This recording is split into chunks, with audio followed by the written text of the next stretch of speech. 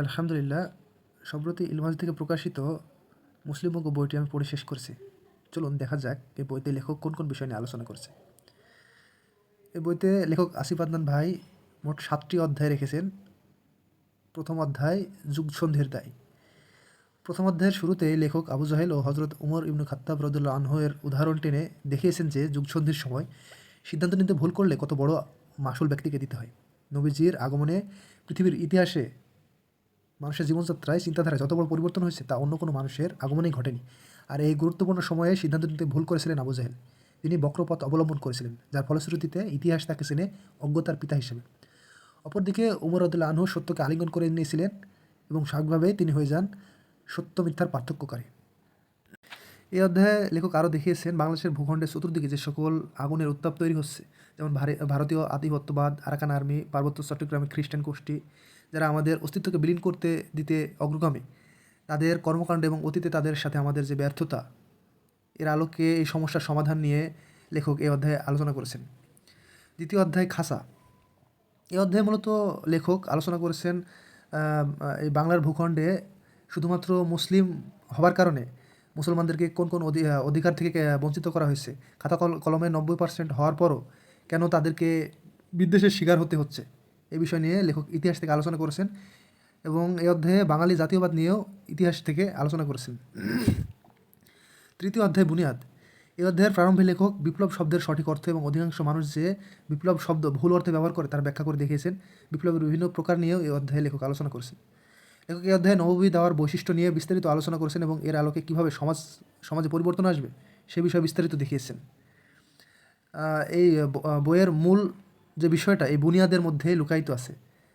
আমাদের সমাজ যে পরিবর্তন হবে, সমাজে যে বিপ্লব আসবে, এই বিপ্লব কীভাবে আসবে তা বুনিয়াদের এই অধ্যায়ে দেখানো হয়েছে।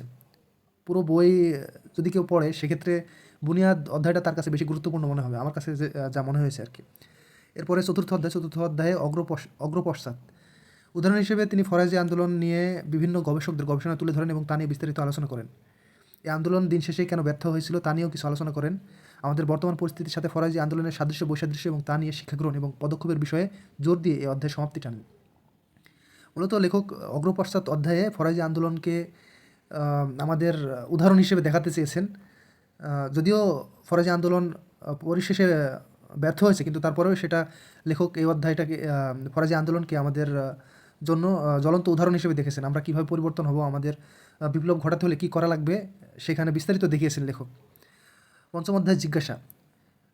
এই অধ্যায়ে লেখক বিপ্লবের কথা চিন্তা করলে মানুষের মাথায় যে প্রশ্নগুলো আসে, কীভাবে বিপ্লব হবে, পরিবর্তন কীভাবে হবে, এই নিয়ে বিস্তারিত লেখক আলোচনা করেছেন। এখানে লেখক দেখিয়েছেন পৃথিবীর ইতিহাসে যতগুলো বৈপ্লবিক পরিবর্তন এসেছেন, ভাগ্য বদলে যাওয়া বড় বড় সামাজিক রাজনৈতিক পরিবর্তন এসেছে, সবগুলোই গণঅভ্যুত্থান, সশস্ত্র বিদ্রোহ বা জনগণের জনযুদ্ধের মাধ্যমে এসেছে।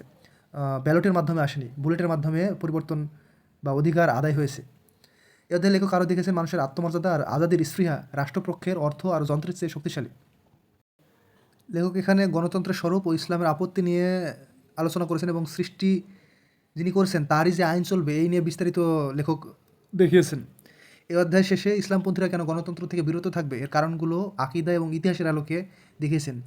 ইতিহাসে পৃথিবীর বিভিন্ন জায়গায় যে সকল ইসলামী দল গণতন্ত্রে নির্বাচনে অংশগ্রহণ করার পর তাদের পরিণতি কী হয়েছিল সে নিয়ে বিস্তারিত লেখক এই অধ্যায় দেখিয়েছেন।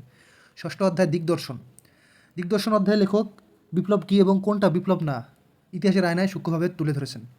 আমরা অনেকে বিভিন্ন আন্দোলন হলে সেটাকে বিপ্লব বলি, তো এই দিক দিয়ে লেখক দেখিয়েছেন যে আসলে কোনটা বিপ্লব এবং কোনটা বিপ্লব না। তারপর এই অধ্যায়ে লেখক দেখিয়েছেন বাংলাদেশ ইসলামী ইনকিলাবের জন্য করণীয় কী এবং তার স্তরগুলো লেখক বিস্তারিত দেখিয়েছেন। ইতিহাস যেহেতু তার মতো করে চলে, তাই লেখক এখানে দেখিয়েছেন কোন বুনিয়াদের উপর থাকলে পরিস্থিতি যাই হোক না কেন আমাদের অনুকূলে থাকবে। এই অধ্যায়ের শেষে লেখক দেখিয়েছেন পাঁচটি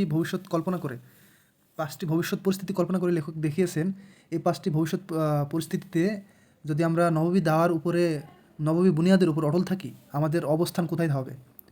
এরপর সর্বশেষ অধ্যায় মুসলিমবঙ্গ অস্তিত্বের নিয়তি। শেষ অধ্যায়ে এসে লেখক দেখিয়েছেন এদেশের মানুষ প্রতিবার রক্ত দেওয়ার পরও কেন ব্যর্থ হচ্ছে, তাদের কেন স্বার্থ আদায় হচ্ছে না।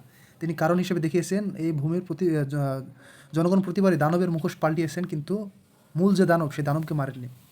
ফিরিঙ্গি, আয়ুব, ইয়াহিয়া, মুজিব, এরশাদ, হাসিনা এদের এক একটা মুখোশ চেঞ্জ করে বাংলাদেশের জনগণ মনে করছে যে তাদের স্বার্থ আদায় হয়ে যাবে, কিন্তু তাৎক্ষণিক স্বস্তি পেয়েছে, কিন্তু সুদূর প্রসারী চিন্তা করেনি। সর্বশেষে লেখক পুরা বইয়ের আলোচনাকে সূরা আল আসরের আলোকে দেখিয়েছেন। তিনি যে বাণী পৌঁছে দেওয়ার চেষ্টা করছেন তাতে মহান আল্লাহকে সাক্ষী রেখে ইতি টেনেছেন, যা পাঠককে এক প্রকার ধমকি দিয়ে দেয়। পরিশেষে আমার কাছে মনে হয় এই বইটি বাংলাদেশের জনগণের পড়া উচিত। যারা সচেতন পাঠক তাদের এই বই নিয়ে লেখালেখি করা উচিত। আর বইয়ের ভিতরে এমন কিছু বিষয় নিয়েও লেখক আলোচনা করেছে যে বিষয়গুলো সামনে আসলে হয়তো বই কোনো সময় নিষিদ্ধও হয়ে যেতে পারে। তো সেই হিসাবে আমার মনে হয় যাদের আগ্রহ আছে তারা দ্রুত পড়ে বা বই সংগ্রহ করে ফেলুন। বইটি আকারে মোটা হওয়ার কারণে এমন অনেক বিষয় নিয়ে আলোচিত হয়েছে যা আমার কথার মধ্যে উঠে আসেনি। তো আমি বলবো যে সকল পাঠকের ইচ্ছা আছে বা দ্বিধাদ্বন্দ্বে এখনও ভুগতেছেন বইটি সংগ্রহ করবেন কি না, তো আমার জায়গা থেকে আমি রেকমেন্ড করব বইটি আপনি সংগ্রহ করুন, পড়ুন, দেখবেন আপনার কাছে আফসোস লাগবে না, বা বইটি সংগ্রহ করে যেহেতু বইটির দাম একটু বেশি, সংগ্রহ করে আফসোসের কোনো কিছু আসবে না আপনার মধ্যে। তো আজকে এ পর্যন্তই, ভালো থাকবেন।